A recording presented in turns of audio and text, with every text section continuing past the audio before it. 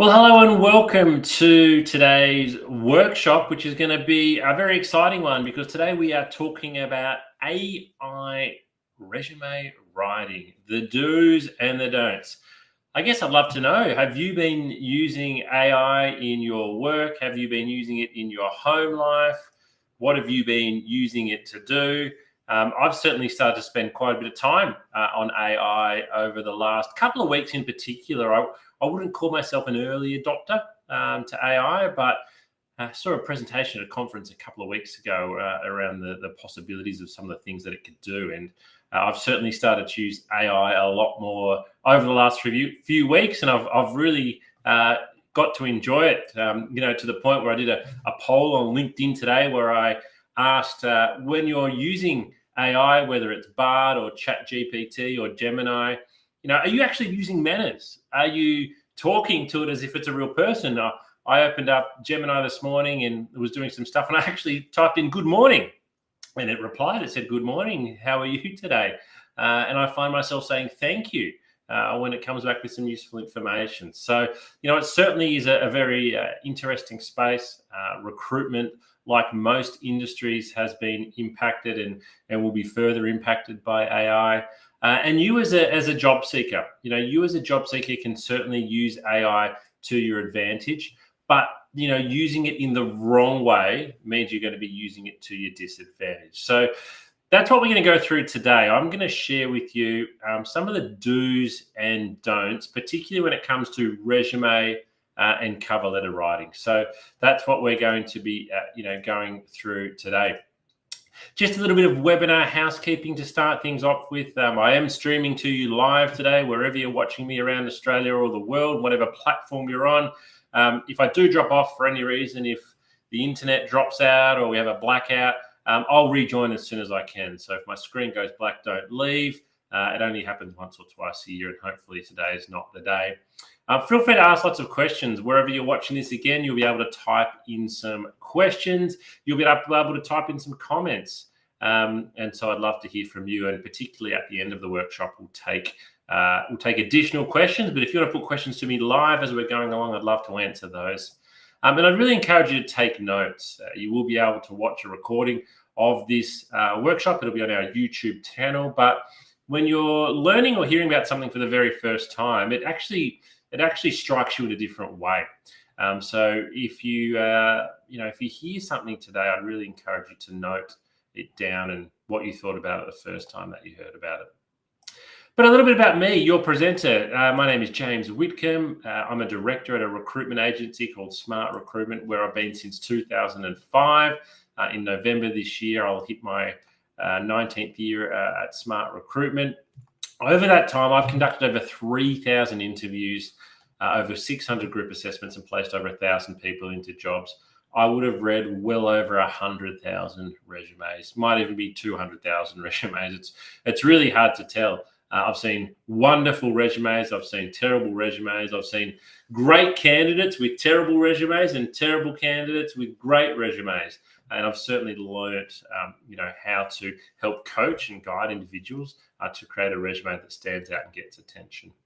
And I launched the Candidate Coach, the platform that we're meeting on today, back in 2019. I was at a conference recently. It was at a recruitment conference for the RCSA, which is the Australian Association of Recruiters, and there was a presentation from one of the major job boards, and I won't say who it was, but they shared this stat, which is really, really interesting, that by 2025, which is only a couple of months away from now, 50% of resumes will be AI generated that are on that platform. So that really got me thinking. We're not just talking about a small, technologically advanced, tiny proportion here. We're getting towards 50% of candidates are going to have resumes that are AI generated. And so what that really means is that a lot of you out there are probably playing around with AI at the moment and trying to find ways, to best use it, to make sure that it's working really well for you, and to make sure as well that you're doing what you think is right in terms of putting forward an application that is that is going to work best for you. So what we're going to do today is, we're going to talk about, all right, we've got this great tool. It's a bit like the internet, right? It's a great tool. We can use it kind of for good, that can help us, or we can use it in a way that's going to be unhelpful. And so many candidates, I think, are a little bit unsure around how AI is going to help them with their resume and cover letter. I think we've already had, a couple of waves of people, just getting ChatGPT to completely rewrite their resume and to completely rewrite their cover letter. And in many ways, that hasn't been working because, while it might seem like a good idea at the time, it's not appropriate. It's not customizing applications yet in the way it should be, mostly because people aren't putting in many of the good prompts. So what we're going to do today is we're going to talk about resume basics, because we can't get to how you can use AI on your resume without first going through the resume basics. So I want to fairly quickly go through my normal resume coaching workshop. And then at the end of that, I'm going to tell you the 5 resume do's and the 5 resume don'ts for using AI.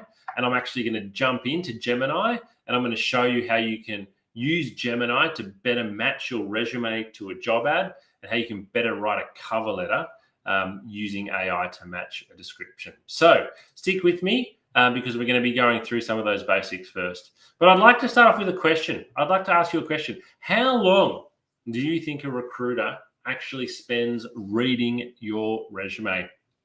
Now, you yourself will have spent a lot of time on your resume. It might be a document that you spent 10, 20 hours on over the last couple of weeks. It might be a document for many of you that you've been working on for years, and you continually update it and you make changes there. You find that job online that's really interesting. You submit your resume and you send it off. How long do you think somebody spends looking at the resume? Let's have a look and see what the answer is.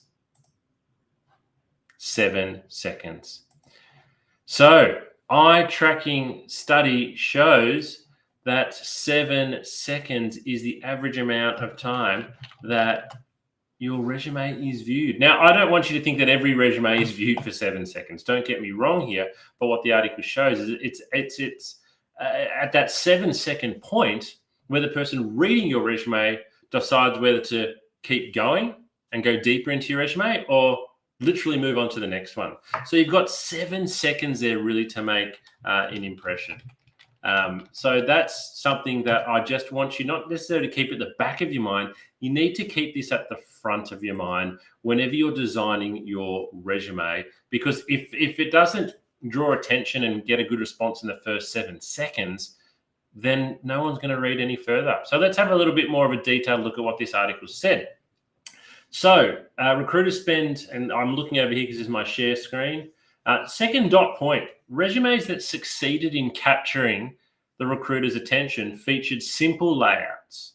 So I want to keep things simple with clear sections and heading titles. Resumes organized by the E or F pattern reading tendencies also did well. So the E or F pattern, I want you to imagine a whole sheet of paper and a really big capital E that takes up the whole page. So, or a really big capital F that takes up the whole page. What that means is all of the, the key points are coming off from one side. That's the E or F pattern. Especially when they utilize bold titles and bulleted accomplishments. So we want it well-spaced, well-organized, bold title, bulleted accomplishments, well-sectioned.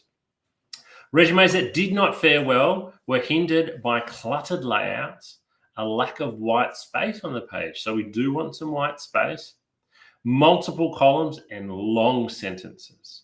A lack of section or job headers also turned off recruiters, as did text that didn't flow or draw the eye down the page. So there's quite a little bit, isn't there, really, in those couple of dot points there. So I want you to have a quick think and ask yourself, is that my resume? Is that how I've laid out my resume at the moment? Do we have bold headings and bulleted accomplishments? Is it simple and easy to read? Because when we go back to that 7 second rule that is actually happening, you need for that information to be able to jump off really quickly. So you need the recruiter to be able to look at your resume and find the key information that you want them to see very, very easily. what this particularly means for me is that your first page is worth 99% of your resume. I actually don't mind whether your resume is 1, 2, 3, or 4 pages. What I really care about is making sure that page number 1 is where you focus pretty much all of your attention, because there's no point in having the good information on page 2 because no one's getting to page 2 inside of 7 seconds. And if you put the good information on page 2, nobody might even get to it or know what you've achieved. So let's actually talk about what is a resume. Well, a resume is a factual account of your employment and study history. We say factual because it's got dates and times and locations and events, but it also needs to highlight your skills and your abilities and sell you. Your resume has to sell you. Sell, sell, sell. So what I'd really like to get across to you now is the importance of your resume being, it's basically a marketing document. Your resume is, it's an advertisement for you. It needs to really highlight everything that's good about you. Now, I want you to think about, when you might be looking for a property to rent or buy, you see wonderful photos that are well positioned. You read the description and you think, this is amazing. Look at how well they've described everything else here. So what you need to do is to think of your resume in that way. This is an advertisement for you. When you drive past a bus stop and you see an advertisement, that's your resume. When you see a billboard, that's your resume. When you see an ad online, that is your resume that you need to change your mindset away from. It's just black words on white paper to it's an advertisement. It needs to sell you. And it needs to want somebody, the reader, to pick up the phone and give you a call. So let's talk a little bit more about that then. Well, that's my question to you. If you're watching this today, have a think. Does your resume actually sell you? Is it highlighting the very best achievements that you've made? Is it highlighting the best parts of your employment history, the best parts of your study history, the best parts of your extracurricular activities? Can I read your resume and know what your achievements and greatest moments in your career have been to date? And are they on the front page? And can I read them in the first 7 seconds? If the answer is no, then we've got some work that we need to do. Your resume is you on paper. It's an advertisement for you. It needs to promote you. It needs to sell you. So if I can only get one message across to you today, because I know that in the second half we're focusing on using AI, this is what your resume needs to be. And I see far too many resumes that do not sell the candidate. And when I then maybe interview the candidate, I find out all this other information that is wonderful, but it wasn't on their resume and they probably only got through to interview based on a fair bit of luck. Let's remove the luck out of it and let's get your resume back to selling you. So stop thinking of your resume as a dry, boring academic document and start making it come alive and highlight how very good you are, because you deserve it. And importantly, it's a fluid document. So what I mean by that is your resume does not stay the same for more than one job application. And I'll talk about this at the end, but it's important to mention up front, you've got to customize and tailor your resume for every single application. Now, you might be thinking, but James, I'm just applying for customer service jobs. They're all the same. Well, they're not. Every single one of those jobs is different in many ways. First of all, there's a different employer every time. Every job will have slightly different skill set. Every advertisement will actually highlight 2 or 3 things different to every other advertisement. So you need to tailor your resume for every application. And if you are sending out the same resume for multiple vacancies, then you are not doing it very well and you're not going to have a very good success rate and you're wasting your time. All right, so let's talk about the first step. So the first thing that we need to talk about is basic resume structure. So before we get into talking about how we can use AI to write our resume and some of these other fancy things, we need to have the basic structure right. We need to have the structure is kind of like the recipe. And if you don't have the recipe right, then it doesn't matter what we cook with, it's not going to taste very good. I'm not going to go into a huge amount of detail here, but as you can see here, I'm going to share with you a couple of images of basic resume structure. So what you can see here from this example resume, and a lot of it comes back to that initial article we read, that capital E or capital F pattern, lots of things coming off, the left-hand side there. So what I like about this resume is we've got the contact details up top. We've then got 3 bold headings. So quite easily, it's quite easy for me as the reader of the resume to read this resume. I can see it goes summary, education history. And then importantly, sort of towards the bottom here, and this is just a template, and you can use this template on our Candidate Coach platform, is we've got achievements on the first page down towards the bottom there. We need to get our achievements very front and center on the first page of our resume. So it's not overly complicated here. As I said, it's basic resume structure. Let's have a look at another one. And again, this is another one that I've created slightly different. Down the left-hand side here, we've got name, contact details, and then some skills and attributes. But again, as you'll see throughout the resume, we've broken it up with bold heading, with bulleted points, and with different sections, so it's easy to read. Because most recruiters, the first thing they're going to go straight to is your employment history and look at what your most recent job is, because that helps to most easily give me a sense of understanding around your suitability for the job. So it's great to list skills and attributes. It's great to list an introduction. But the first thing most recruiters' eye is going to go to is your most recent employment. So we need to have that on there. We also need to list our key accomplishments and achievements again, which you can see just at the bottom of the images. That is cutting off there, that we have those listed. So get your resume structure right. And then the second step, I said, is selling yourself. So after we've got that structure right, how do we actually go about selling yourself? So I'm going to share an example with you now of how you can best sell yourself. I'm not going to take you through a whole resume here, but I'm going to share with you an example from a candidate that I met a couple of years ago, and a little bit of a before and a little bit of after. So this particular candidate I spoke to on the phone. She'd applied for a sales role with me. And this is how, at the time, she described her experience. She said she was a sales representative, and I've removed the name of the company there. We're just calling them ABC. And she was a sales representative for pretty much 3 years. Now, if you recruit salespeople, 3 years is a really good tenure because sales is a tough job. So pretty much based on the fact that she'd been doing the one sales job for 3 years, that kind of got her through to the phone interview stage. Next, she has that she sold goods and traveled to meet customers and keep them happy. So that's how she described her whole role. And so I had a phone interview with her, and she spoke well, and I learned a few more extra bits and pieces. I then brought her in for a face-to-face interview, and that's where I learned what she really, really did. And so this is what we changed her resume into after we had a longer chat. So the first thing you'll see there is we've got bold headings. So we've got primary responsibilities, and then we've got achievements. Now, I've probably gone a little bit longer than I'd normally recommend here with responsibilities. We've probably got 9 there. I'd probably recommend 6 or 7 now. So maybe not as many as we've got here. But you'll see we've called it primary. We can't list every responsibility here. You just really, really can't. What you need to make sure you're listing on your resume are the responsibilities that are most relevant to the job you are going to. And this is why you need to continually update and rotate and rewrite your resume. Even if you're going for 10 different sales jobs, there's 10 different advertisements there, and each advertisement is going to highlight something different.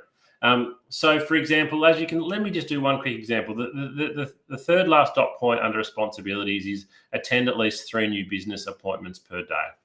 Now, let's say the advertisement you're looking at said you need to attend multiple new business points per day. I would straight away move that to being the first dot point if I was applying for a role that asked that. But what you'll see here, I'm not going to read through it all, is we've got a much, much better understanding of what she did. But most importantly, let's look at the achievements, because this is where she sells herself. She was Salesperson of the Year in 2014. Salesperson of the Year. Now, she was so good at selling that this was a big team. There was lots of salespeople. It was a big company. The prize for being Salesperson of the Year that year was a brand new car. Can you believe it? She was given a brand new car because that was the prize for the top salesperson of the year in the company she was working in. It was amazing. I've not met someone before that or after that who received such a prize for being so good at their job. So on her previous resume, though, she didn't even have this mentioned. She has not salesperson of the year on her previous resume. So basically, if it doesn't say it on your resume, it never, ever happened. But through talking to her and helping her rewrite her resume, we've got that on there. And you can see the other achievements there. You can see the other achievements that we've got listed. I'd really encourage you with your achievements to use numbers and to quantify things wherever you can. I understand that's not always the case, but if you can, it certainly does help. So that's a really good way for you to think about, okay, how can I go out and make my resume, sell me a little bit more. If you're sitting there and you're kind of thinking, well, look, James, this is all well and good, but I haven't been salesperson of the year. I haven't even been employee of the month. I've got no recognitions in my current role. I'd encourage you to answer these questions to yourself. What are you doing in your job at the moment that you weren't doing when you first started? So have you been given extra responsibilities? Because you could list those as an achievement. Maybe you're now asked to help onboard and train new staff. That's an achievement. Maybe you've been given responsibility to lock up the store, for example, at the end of the day. That's an achievement. Start to think of those things. What are you doing now in your job that you weren't doing when you started? You can list those as an achievement. Because in many ways, it kind of doesn't matter what achievements you list, but by listing them, you are showing that you've done a good job and you are showing advancement. Now, one resume I saw listed as achievement, regularly asked to take extra shifts. I thought I really like that, because if someone was regularly asked to take extra shifts, it's because they're doing a good job and probably because they're being reliable. So have a think about what you can list as achievements on your resume and make sure you've got those on page 1. The third step to creating a great resume is to make sure it's visually appealing. So again, I don't necessarily say that black words on white paper are bad, but it's 2024 now. And so there's so many great opportunities for you to have a resume that's visually appealing. A couple of easy ways to do that is to go to your candidate coaching page, wherever you're watching this today. We have templates there that you can download, or visit Canva. Canva.com, you can get a free account there, and they literally have hundreds of resumes, graphically designed resumes, where you just take out the current details and you'll put your own details in and you can fill it out, and it looks really, really good. Probably the only thing to consider with some of them, particularly with Canva, is that you will then normally download that in a PDF format, and many jobs might ask you for a Word resume. So you then might need to go and find another tool that converts it from PDF to Word. But there's lots of cool tools out there that you can use to make your resume look good, look sexy. Fourth step, and our last step before we get into how we're going to use AI, is you've got to change your application for every resume. The candidates that I see that send out, have the lowest response rate are the ones that sadly have sent out 100 resumes in the last 2 weeks, but they've sent the same one resume to every single job. Instead of sending 100 resumes, I would encourage you to send 5 resumes. Spend the same amount of time tailoring your application to 5 jobs as to sending the same resume out to 100 jobs. And I guarantee you that overall, you will get a more quantitative and a more qualitative response by tailoring your resume. All right, so let's get into talking about AI then. So using AI to improve your resume and improve your cover letter. So you'll see here in particular, what I'm not saying is using AI to write your resume or using AI to create your resume. It's specifically the word improve, because I think AI can certainly help you with many of the individual or smaller aspects of your resume, but I certainly don't think that you can use AI to write your whole resume or write your whole cover letter. You might be doing that at the moment and you might be thinking, what's the harm? Well, there's not a huge amount of harm, but as somebody who reads a lot of resumes, we are now able to tell if something is completely AI generated. It does stand out. There's certain ways that the chat platforms write, and this is something that we all can feel from the recruitment side when somebody's submitted a completely AI generated response. And also there are tools out there at the moment now as well that you can subscribe to that will go and completely do your applications for you. So I want you to think about AI as a tool to help you write your resume and improve your resume, but not to write your resume. So what we're going to talk about are the 5 do's and the 5 don'ts. So what are 5 things you shouldn't use AI for with your resume? And then what are 5 ways you can? And I'm going to jump into Google Gemini, and we're going to do a little bit of a live demonstration on a resume and a job application to show you how to improve it. So let's start with the don'ts. Let's start with the mistakes that a lot of people make. So the first one is just what I've described then. They use AI to write their whole resume. They might upload their current resume or their LinkedIn profile and just say, hey, ChatGPT, can you please rewrite my resume? And then they download that and they think it's better than it currently is. That's a huge no-no because it's not tailoring it. It's not your words. You need to know what's on your resume. You need to have a very good understanding of what's on your resume because you're going to be asked about it all the time.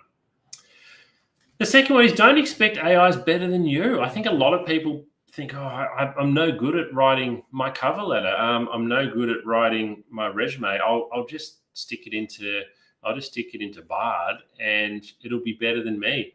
9 times out of 10, the answer is no. I think we use AI to be a little bit lazy with things like this. Or we just perhaps don't know what to do. So we think the computers are better than us, but don't expect it. It might be sometimes, but certainly don't expect that AI is going to be able to write a better resume and cover letter than you can. The third one is, and we've seen this a lot, don't expect AI to always be honest. So this is why you need to double check everything that you're taking from a large language model. It might add some extra detail in there. It might completely fabricate something. And so you need to really be checking everything that you put in your resume because recruiters know there's a lot of falsehoods on resumes. And as soon as we spot one, your application's done. Your application's dusted. So you'd hate for that to be the reason why you missed out on a job was because you didn't double check what AI wrote for you.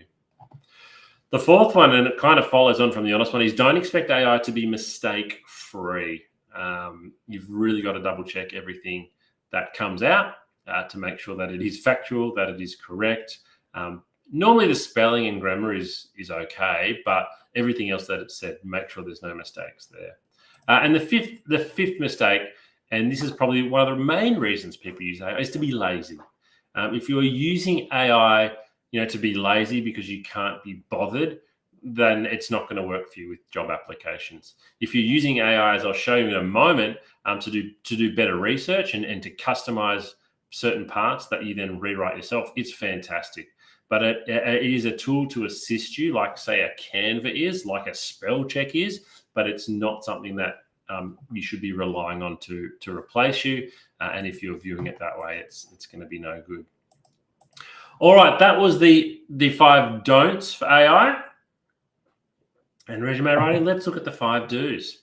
So the first one is, do use AI for initial guidance. So what do I mean for initial guidance? Well, we're going to jump out of my PowerPoint presentation now, and we are going to, as you'll see on my screen here now, I've logged into Gemini, and what I'm going to do in this demonstration is I'm going to ask Gemini, to give me some guidance on the suitability of my resume compared with an advertisement. So what I want to show you, and I've saved this one earlier, I've just got to find it now, is we're just going to jump onto Seek, and we are going to go, where do I find my saved jobs? Here we go. So there's a job on Seek at the moment. It is a store manager role, a retail store manager role for the Reject Shop in Waverley, which is in Melbourne. So you'll see here we've got an introduction to the Reject Shop. We've got an introduction to, a store manager role. We've got 6 or 7 dot points here on what your job is going to be. We've then got 4 dot points and a blurb on what you need to bring to the role, some information on what the Reject Shop is going to offer and the benefit. So we've got that there. I have also created a bit of a dummy resume that I've used. It's not of a real person. I'm going to show that to you now on your screen. So this is a resume that I've made up of someone called Job Seeker. You can see here that they've got a bit of assistant store management experience from a couple of different stores, a little bit of information there. So this is just a one-page resume that I've made up for the purpose of the purpose of today's exercise. So what we're going to do once we go back into Gemini is I'm going to say, let's start by saying, hello, Gemini. Always good to be polite. Get on the good side. Gemini's going to say, hello, what can I do for you today? So I'm going to say, I have a resume that I would like you to compare to a job advertisement that I have seen. Can you do that? So I'm being pretty general here. I'm being pretty general here. So I definitely can help you with that. So please provide me with your resume and the job advertisement. Okay, so I'm going to go down here to Gemini where I can upload. So I go to my drive. I've already saved these ahead of the workshop. So I have got, no, don't tell me it's going to be hard for me to find. Might have to upload them again. Recent, where's recent? That might help me. All right, so example resume here. So I'm going to upload that. Insert and these two. So that's the advertisement there as well, the store manager advertisement. Oh no, not that one. I think it's that one. So I'm uploading my resume. So I'll say, here is my resume and here is the advertisement. Would love to see how suitable I am. All right, so let's run that. That'll take a little bit of time. It scans through my resume. It scans through the advertisement here. And as you can see, it's giving me lots of feedback. So what I said before is we are going to use this as initial guidance here. So I just want you to keep that in mind, that what we're doing here is we're going for initial guidance. We are not asking it to rewrite our resume or anything like that. So let's have a look at it. So it says, okay, I've got both your resume and your advertisement. Let's break down your suitability for this store manager position at the Reject Shop. So it's looking at my strengths. It's talking about what my strengths are, my relevant experience, my leadership and teamwork. It's talking about areas to consider. So this is one that's in particular for you. It's kind of like, these are your weaknesses. So here it says, while you have many relevant skills, you might want to explicitly highlight some that are directly mentioned in the advertisement. For example, merchandising is a key skill listed in the job ad. So this is where it becomes really, really valuable, right? Because I haven't mentioned merchandising in my resume. Gemini has picked that up. They've picked up that merchandising is a key skill. It's not mentioned in my resume. That's great. We need to address that. Then quantifying achievements. Consider quantifiable results for your accomplishments. For example, instead of just saying increase efficiency, try increased efficiency by 15% through implementing new training protocols. So again, this is great advice. This is something that I really should consider. I haven't quantified what I've done there. Now, this one's really interesting. So it's suggesting that I might like to consider tailoring my language. So adjusting your language slightly to better match the tone and style of the Reject Shop advertisement. It's fun, a fun, energetic brand, so you could incorporate a bit more of that personality. And then it's finally recommending to research the Reject Shop's company culture and values to see if I align. It's given me, some bit of an overall feedback and then some next steps as well. So, and that's a bit of a reminder of what we've done there. So we've got some really great information there. Some really, really good tips for things that I can for some things that I can do.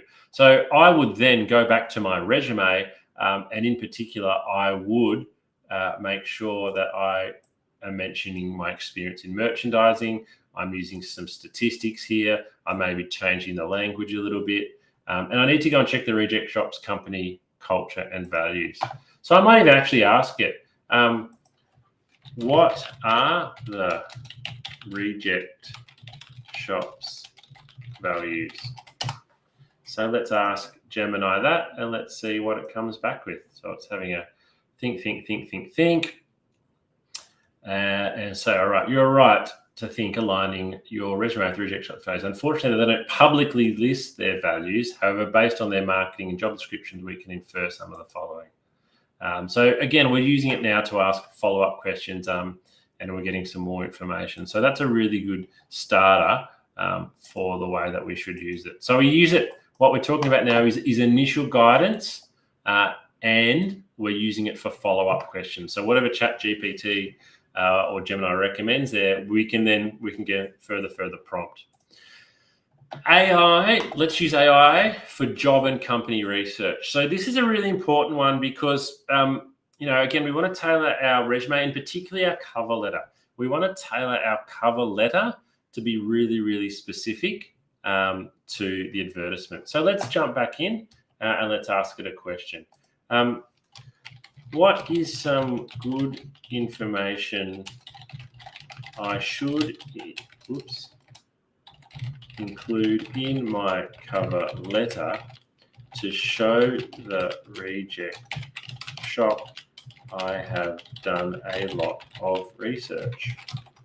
So let's ask that question, because we don't want to just include on our cover letter research that's really easy to find. The harder to find research is where there is a lot of value. All right, so you're right on track. Showing you've done research is crucial for making a strong impression. Here's some good information to include. Align with brand personality, showcase specific relevant skills, connect your experience. So it's being a little bit vague here. I'm just going to ask it, can you be a bit more specific? I would like to quote something that has happened or forecast to happen to the Reject Shop that is specific. So that's been a bit vague in general what it's given me. So I'm going to ask it to be a little bit more specific here. So maybe it's like something about their future growth plans or opening stores or something along those lines. Okay, so you're right. Quoting something specific is a great way to show you're dug into their needs. Growth and expansion. So here's some ideas. Recent store openings. I was particularly impressed with the Reject Shop's recent expansion plans, including the opening of a new store in the location. So this is where we need to be careful, though, and this is where I came back to the don'ts. Don't expect AI always to be honest and accurate. So that's a bit of a throwaway line. We need to make sure that's good. So I might even continue to ask it here.